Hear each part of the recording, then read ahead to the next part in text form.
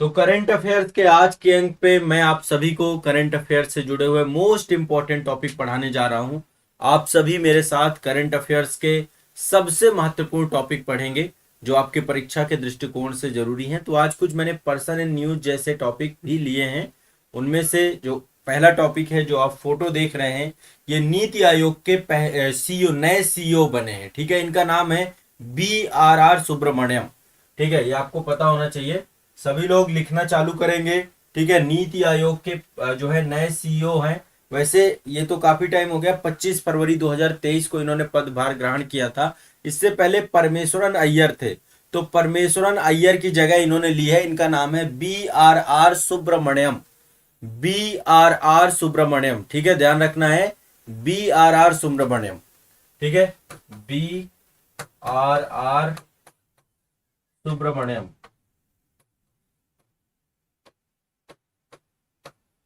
सुब्रमण्यम, ये आपके जो है नए सीईओ बने हैं नीति आयोग के। ठीक है, तो नीति आयोग के बारे में आप सभी जानते हैं, 1 जनवरी 2015 को इसको बनाया गया था, स्टैब्लिश किया गया था योजना आयोग की जगह पर। और इसका फुल फॉर्म है नीति आयोग का national institution for transforming India. ये एक जो है भारत सरकार के थिंक टैंक के तौर पे काम करता है। क्या करता है? थिंक टैंक के तौर पे काम करता है। नीति आयोग का अध्यक्ष जो है भारत के प्रधानमंत्री होते हैं। इस समय जो नीति आयोग के उपाध्यक्ष हैं, इनका नाम है सुमन कुमार बेरी। क्या नाम है इनका? सुमन कुमार बेरी जो है नीति आयोग के उपाध्यक्ष है।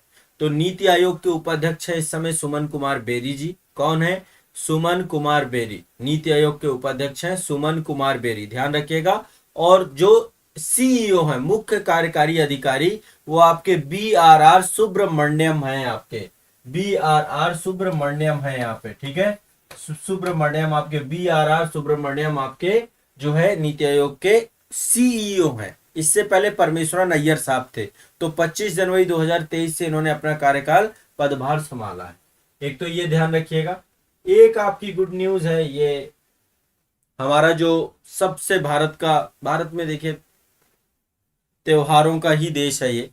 तो अमेरिका राज्य में दीपावली को जो है राष्ट्रीय अवकाश घोषित किया गया अभी हाल ही में, 26 अप्रैल 2023 को जो है। अब जो यहाँ पे अमेरिका का एक राज्य है जिसका नाम है पेंसिल्वेनिया। पेंसिल्वेनिया संयुक्त राज्य अमेरिका का एक राज्य है। एक मान लीजिए क्वेश्चन पूछ लेता है, पेंसिल्वेनिया, यहाँ पर दीपावली को क्या बन किया गया है? दीपावली को वहां का राष्ट्रीय अवकाश घोषित किया गया। देखो वैसे देखा जाए तो जैसे हम लोग क्रिसमस क्रिसमस के दिन छुट्टी भी रहती है, क्रिसमस बड़े स्तर पे भारत में मनाया भी जाता है। बहुत सारे स्टेट में जो है क्रिश्चियन कम्युनिटी भी बहुत बड़े स्तर पे है। तो ऐसे में अभी अमेरिका ने भी दीपावली को, अमेरिका का एक राज्य है पेंसिल्वेनिया, पूरे अमेरिका में नहीं, बट पेंसिल्वेनिया संयुक्त राज्य अमेरिका का है। और यहाँ पे लगभग 2 लाख दक्षिण एशियाई मूल के निवासी रहते हैं। यानी ये दक्षिण एशियाई मतलब भारत हो गया, बांग्लादेश हो गया, पाकिस्तान हो गया, श्रीलंका हो गया, म्यांमार हो, तो इन सभी देशों में दीपावली मनाई जाती है। तो 2 लाख दक्षिण एशियाई मूल के निवासी रहते हैं। और वहां की सीनेट ने दीपावली को आधिकारिक अवकाश के तौर पे मान्यता देने की बात कही है। तो ये आपको ध्यान रखना एक बहुत इंपॉर्टेंट है आपका, कि अमेरिका के पेंसिल्वेनिया राज्य में, देखिए अमेरिका में आपको पता है 50 राज्य हैं टोटल। और यहाँ पे जो है फेडरल सिस्टम है। कैसा सिस्टम है आपका? यहाँ पे फेडरल सिस्टम है। सभी लोग लिखते जाइएगा। यहाँ पे जो है संघीय प्रणाली है, और संघीय प्रणाली में वहां के राज्यों के पास वही राइट्स हैं जो सेंट्रल के पास होते हैं। और ऐसे में जो है राज्यों के द्वारा भी बहुत सारे स्टेप लिए जाते हैं। तो ये ध्यान रखिएगा, पेंसिल्वेनिया में जो है इसको राष्ट्रीय त्योहार घोषित किया गया है दीपावली को। ठीक है, एक हमारे लिए बड़ी बात है। चलिए आगे बढ़ते हैं। नेक्स्ट अगला, अभी देखिए हाल ही में कई सारी नियुक्तियां हुई हैं इंपॉर्टेंट इंपॉर्टेंट। और इस बार देखिए नियुक्तियों से भी क्वेश्चन आए थे। यूपीपीसीएस में भी एक क्वेश्चन आया था कि भाई न्यूजीलैंड के राष्ट्राध्यक्ष कौन चुने गए हैं। तो वो सब चीजें मैंने पहले बता भी दी हैं, बट अब मैं ये कवर करता रहूंगा पर्सन एंड न्यूज वाली जो चीजें हैं। बांग्लादेश में नए राष्ट्रपति बने हैं जिनका नाम है मोहम्मद शहाबुद्दीन चुप्पू। ये आप देख पा रहे होंगे इधर, ये तो शेख हसीना जी है। मोहम्मद शहाबुद्दीन चुप्पू लिख सकते हैं आप इसको, मोहम्मद शहाबुद्दीन, शहाबुद्दीन चुप्पू। ये हैं चुप्पू महोदय, पहले न्यायाधीश थे, आपके पूर्व में न्यायाधीश थे। और ये जो है इससे पहले जो राष्ट्रपति थे अब्दुल हमीद, उनके स्थान पे अब ये आपके 22वें राष्ट्रपति बने हैं। अब आप देखिए, पाकिस्तान से अलग हुआ था 1971 में, और आज इसकी तरक्की देखिए, एक प्रॉपर डेमोक्रेटिक कंट्री के तौर पे काम कर रहा है। और वहीं हालत देखिए पाकिस्तान की क्या हालात है वहां पे, है ना, सेना हावी रहती है और सेना ने बेड़ा गर्क कर रखा है पाकिस्तान का। तो 22वें राष्ट्रपति के तौर पे यहाँ पे जो है चुप्पू साहब आ गए हैं, मोहम्मद शहाबुद्दीन चुप्पू साहब। ये आपके अवामी लीग पार्टी से जुड़े हुए थे, और अवामी लीग ही है वहां पे जो शेख मुजीबुर रहमान थे ना, उनकी बेटी हैं ये आपकी शेख हसीना जी, जो प्रॉपर इस पार्टी के माध्यम से बड़े स्तर पे यहाँ पे जो है कार्य कर रही हैं। तो बांग्लादेश के राष्ट्रपति चुनाव में विपक्ष का कोई उम्मीदवार नहीं था, निर्विरोध तौर पे चुप्पू साहब चुने गए हैं, और ये पहले न्यायाधीश के तौर पे काम कर चुके हैं वहां के, जो वहां पे सुप्रीम कोर्ट है वहां पे ये न्यायाधीश के तौर पे भी थे। ठीक है, चलिए आगे चलते हैं। इसी तर्ज पे जो है नेपाल में भी नए राष्ट्रपति चुने गए हैं। नेपाल में भी नए राष्ट्रपति चुने गए, हमारा पड़ोस है ना। तो बांग्लादेश में नए राष्ट्रपति, ऐसे ही नेपाल में नए राष्ट्रपति। तो ये है रामचंद्र पैडोल, क्या नाम है, रामचंद्र पैडोल, रामचंद्र पौडेल है, हाँ थोड़ा सा यहाँ पे इसको सुधार लीजिए, पौडेल है, हाँ रामचंद्र पौडेल जी हैं, श्री रामचंद्र पौडेल। हाँ, ये जो है नए राष्ट्रपति बने हैं, कहाँ के, नेपाल के। ठीक है, इससे पहले थी श्रीमती विद्या भंडारी। ठीक है, तो उनका स्थान ये आपके लेंगे। इन्होंने मतलब जो विपक्ष में सुभाष चंद्र नेकबाग खड़े थे, उनको हरा करके राष्ट्रपति बने। तो देखिए आपको पता है नेपाल 2008 में गणतंत्र बना था, और गणतंत्र का मतलब है जहां का जो राष्ट्राध्यक्ष है वो जनता द्वारा चुना जाएगा। तो ऐसे में जो है राष्ट्रपति चुनाव वहां प्रॉपर होते हैं, और राष्ट्रपति चुनाव में जो है आप देखिए ये नए राष्ट्रपति बने हैं यहाँ के नेपाल के, रामचंद्र पौडेल। ठीक है, रामचंद्र पौडेल, ध्यान रखिएगा, मान लीजिए कहीं ना कहीं पे कुछ पूछ लेता है। मार्च 2023 में राम सहाय प्रसाद यादव नेपाल के नए उपराष्ट्रपति बने थे। तो ये इसलिए जरूरी है क्योंकि दौरे होते रहते हैं राष्ट्राध्यक्षों के, तो ऐसे में आपको जानकारी होनी चाहिए, और आसपास पड़ोस की भी तो आपको समझ होनी चाहिए। तो उपराष्ट्रपति भी अभी मार्च में ही बने हैं। ठीक है, बने कब है, मार्च के महीने में ही बने हैं। राम सहाय प्रसाद यादव जो है यहाँ के उपराष्ट्रपति बने, राम सहाय प्रसाद यादव उपराष्ट्रपति बने। ठीक है, देखिए ये एक रिपोर्ट आती है, वर्ल्ड इकोनॉमिक आउटलुक रिपोर्ट आती है आपकी, कौन जारी करता है ये जारी करता है अंतरराष्ट्रीय मुद्रा कोष, आईएमएफ के द्वारा जारी की जाती है। कौन जारी करता है इसको, आईएमएफ।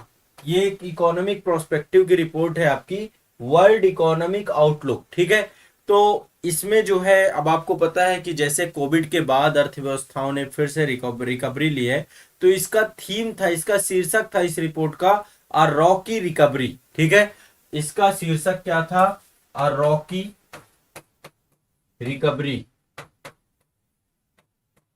अ रॉकी रिकवरी, ये इसका जो है आपका शीर्षक था वर्ल्ड इकोनॉमिक आउटलुक का। अब भारतीय अर्थव्यवस्था की बात करें कि भारतीय अर्थव्यवस्था कितना ग्रो होगी, उसके बारे में इसमें चर्चा की गई है। तो देखिए 2023 के लिए इन्होंने बताया कि 2023 में भारतीय अर्थव्यवस्था 5.9% की गति से बढ़ेगी। 2022 की बात करें तो 2022 में इन्होंने 6.8%, अभी देखो ये बदलता भी रहता है डेटा, बट फिर भी अभी जो लेटेस्ट रिपोर्ट है उसके हिसाब से इतना है। ठीक है, 6.8% 2022, और 2024 का भी यहाँ पे आया है, 2024 में भारतीय अर्थव्यवस्था 6.3% की गति से बढ़ेगी। तो ये आपके कुछ जो है, हाँ 6.3% 2024 भारतीय अर्थव्यवस्था या जीडीपी जो हमारी है उसकी गति और ग्रोथ रेट के बारे में चर्चा है यहाँ पे। और 2023 में 5.9 और 6.8 आपकी 2022। तो ये आपको 3 डेटा लिख लेना है, world economic outlook, world economic outlook. और वैश्विक अर्थव्यवस्था की बात करें तो वैश्विक अर्थव्यवस्था 2000, ये तो भारत की हो गई, भारत की। अब यदि वैश्विक अर्थव्यवस्था की बात करें कि पूरे विश्व को मिलाकर के क्या स्थिति होगी, तो 2024 में 3% होने की अनुमान है। 2023 की बात करें तो 2.8 की होने की अनुमान है, और 2022 में जो है ये 3% था, नहीं हाँ 2024 में 3.4 है, ये लिख लीजिए 2024 में 3.4 है, 3% आपका 2022 में। तो ये वैश्विक अर्थव्यवस्था है और ये भारत की अर्थव्यवस्था है। तो भारत की अर्थव्यवस्था का डेटा क्या है, 2024 में 6.3%, 2023 में 5.9% और 2022 में 6.8%। ठीक है, ये भारतीय अर्थव्यवस्था से जुड़ी हुई चीजें हैं, ध्यान रखना इस बात को। ठीक है, क्लियर है। अंतरराष्ट्रीय मौद्रिक फंड के द्वारा जो है ये वर्ल्ड इकोनॉमिक आउटलुक अपडेट, ये रिपोर्ट आपकी जारी की गई है। चलिए आगे चलते हैं। नेक्स्ट एक और रिपोर्ट है आपकी, ये रिपोर्ट भी इंपॉर्टेंट रिपोर्ट है, सभी लोग जरूर से जरूर इस रिपोर्ट के बारे में अभी मैं बता देता हूं। ये रिपोर्ट आपकी जारी की गई एक संस्था है आपकी, जिसका नाम है Stockholm International Peace Research Institute, इसको हम बोलते हैं SIPRI, SIPRI, Stockholm International Peace Research Institute, Stockholm International Peace Research Institute SIPRI, इसके द्वारा एक रिपोर्ट जारी की गई है। और सिपरी के द्वारा कि अंतरराष्ट्रीय स्तर पर हथियारों का व्यापार कितना किया जा रहा है, तो ये रिपोर्ट जारी की गई है। जारीकर्ता कौन है, कब जारी की गई है, 13 मार्च को, 13 मार्च 2023 को जो है रिपोर्ट आपकी जारी की गई सिपरी के द्वारा, 13 मार्च 2023 को। जारीकर्ता कौन है, Stockholm International Peace Research Institute, Stockholm International Peace Research Institute. ठीक है, तो इसके तहत 5 वर्षों में वैश्विक हथियार निर्यात में क्या किसकी भागीदारी है ना, 5 वर्षों में कैसे जो है ग्लोबल लेवल पे हथियार निर्यात किया गया है। तो देखो ग्लोबल लेवल में सबसे ज्यादा निर्यात करता कौन है, अमेरिका। अमेरिका 40% हथियारों को निर्यात कर रहा है। अब आप समझ सकते हैं कि क्यों ये सबके अड़ंगों में घुसता है, क्यों ये रसिया यूक्रेन में इसको इंटरेस्ट है, क्यों इसको जो है तो हर जगह इसको हथियार बेचना है इसके पास अपना खुद का। तो ये आपका जो है 40% आपका हथियार बेचने में विश्व में अमेरिका आगे है। फिर दूसरे नंबर पे आपका रूस है, रूस 16% है आपका, लिख लीजिए क्रम से। ठीक है, निर्यात करने वैश्विक निर्यात में सबसे ज्यादा कौन है, अमेरिका 40%। दूसरे नंबर पे आपका कौन सा है, दूसरे नंबर पे है आपका रसिया 16%। ठीक है, और इसके बाद आपका जो है ये कंट्री आते हैं, फ्रांस आता है इसके बाद 11%, चीन आता है 5.2%। ठीक है, और फिर आपका जर्मनी है 4.2%। टॉप 5 पढ़ लीजिए, फिर बाकी तो स्पेन इटली ये सब आते हैं आपके। ठीक है, फिर इसके बाद देखिए जर्मनी के बाद इटली है, इटली के बाद यूके है, यूके के बाद स्पेन है, स्पेन के बाद इजराइल है। टॉप 10 दिया गया है, पर टॉप 5 भी ध्यान रखिएगा। अमेरिका नंबर 1 पे 40% है। ठीक है, ये वैश्विक हथियारों का निर्यात की बात की गई। वर्ल्ड टॉप 5 आपको लिखने हैं, टॉप 5 आर्म्स एक्सपोर्टर कंट्रीज कौन सी है, तो यूनाइटेड स्टेट 40%, रूस 16%, फिर इसके बाद फ्रांस 11%, फ्रांस के बाद आपका चाइना है, चाइना 5.2% और जर्मनी। अच्छा, ये तो आपके निर्यातक हैं, एक्सपोर्टर हैं। इंपोर्टर कौन है सबसे ज्यादा, तो इंपोर्टर में हमारा नाम भी होगा। वर्ल्ड के टॉप 5 में इंपोर्टर की बात कर रहा हूं, टॉप 10 नहीं, टॉप 5। टॉप 5 में नंबर 1 पे कौन खड़ा है भाई, नंबर 1 पे भारत है 11%। सबसे बड़े आयातक की बात कर रहा है अब ये टॉप इंपोर्टर, तो सबसे ज्यादा हथियार खरीदता कौन है, भारत खरीद रहा है इस समय। 11% हथियार जो है खरीदे जा रहे हैं। ठीक है, टोटल वैश्विक हथियारों का 11% भारत खरीद रहा है। दूसरे नंबर पे है सऊदी अरेबिया, सऊदी अरब 9.6%, सऊदी अरब 9.6% सऊदी अरब। फिर इसके बाद तीसरे नंबर पे आपका कतर, कतर 6.4% कतर हथियार खरीद रहा है। कतर के बाद है आपका ऑस्ट्रेलिया 4.7%, और फिर है आपका चाइना 4.6%। एक बार फिर से ये ग्राफ देख लीजिए, पहला ग्राफ है ये इंडिया लार्जेस्ट इंपोर्टर है आपका। तो ये वर्ल्ड के टॉप 5 आर्म्स इंपोर्टर की बात कर रहे हैं। तो इसमें इंडिया हो गया 11%, सऊदी अरेबिया हो गया 9.6%, फिर है आपका कतर 6.4%, फिर आपका ऑस्ट्रेलिया, फिर है आपका चाइना। ठीक है, और इसके बाद बाकी लिस्ट आती है आपकी, बाकी में इजिप्ट आता है, साउथ कोरिया है आपका, है ना, पाकिस्तान भी आता है इसमें। ठीक है, तो ये बाकी की लिस्ट है। इसको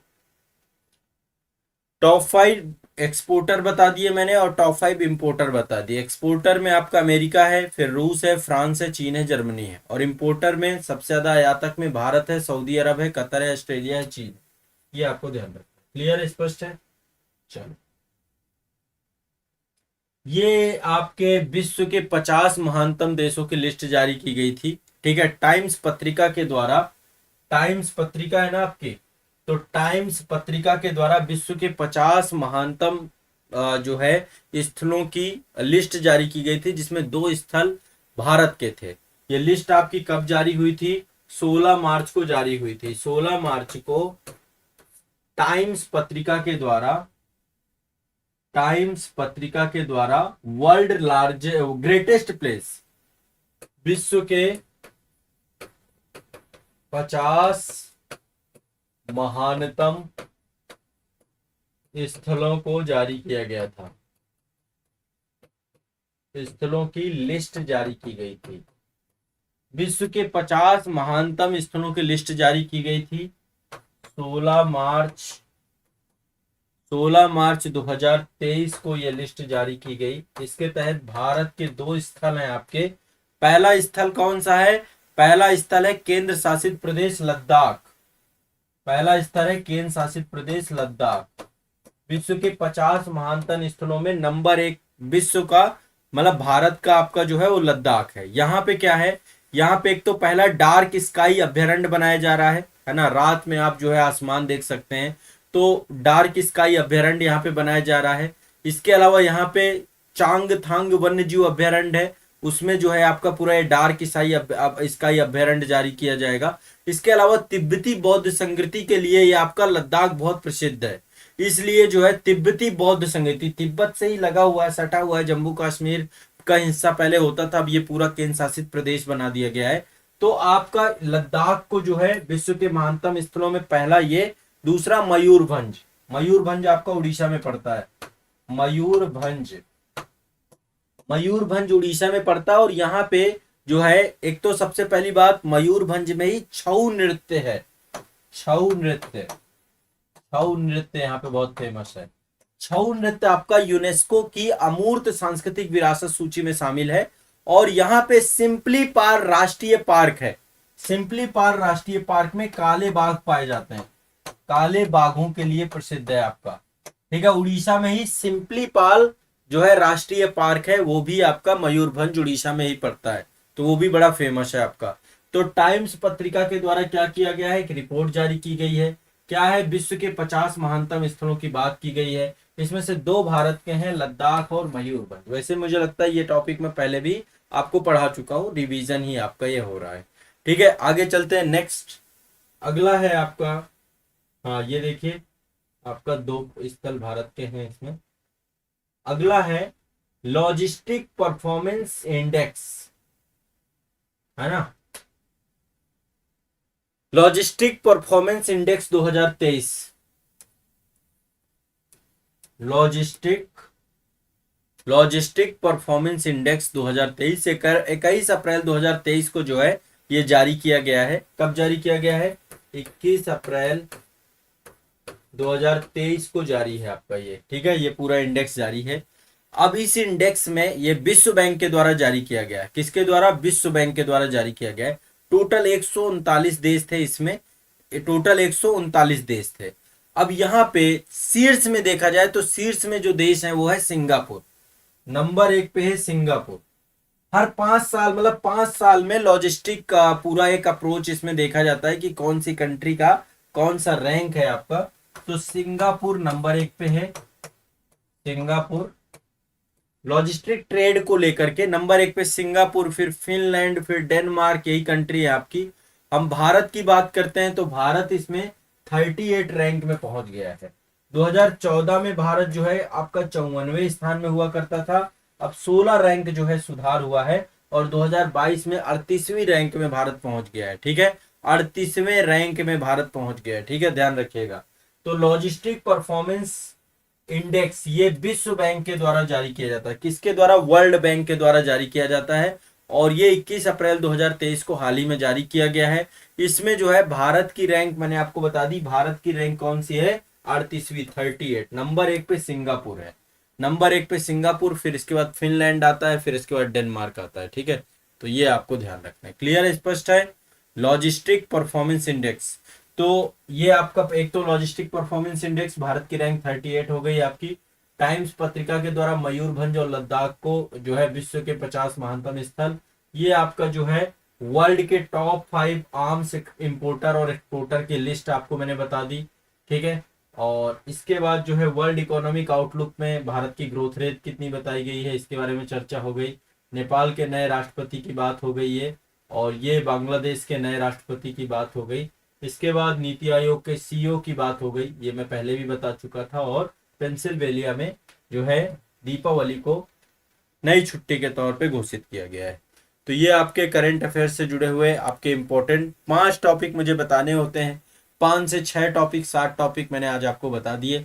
ठीक है, तो अब आपको बस जितना बताता जा रहा हूँ नोट्स बनाते जाना है, लिखते जाना है और कंटिन्यूअस रहना है। हाँ हाँ ठीक है, कोई दिक्कत नहीं है, जो भी है आराम से इत्मीनान से एक बार 2 बार, अब तो रिवीजन भी चलेगा। मोस्ट इम्पॉर्टेंट टॉपिक है देखो ये, और ये टॉपिक आपको मैंने काफ़ी करवा भी दिए हैं। अब बाकी आगे जो नए टॉपिक, अभी आईपीएल आपका हुआ है, आईपीएल भी से भी मैं एक बार बनवा दूंगा जो करंट अफेयर्स बनेगा, और बाकी ओवरऑल बहुत सारे टॉपिक हैं जो नए भी होंगे वो भी करा दूंगा। ठीक है, तो आज के करंट अफेयर्स में इतना ही रहेगा।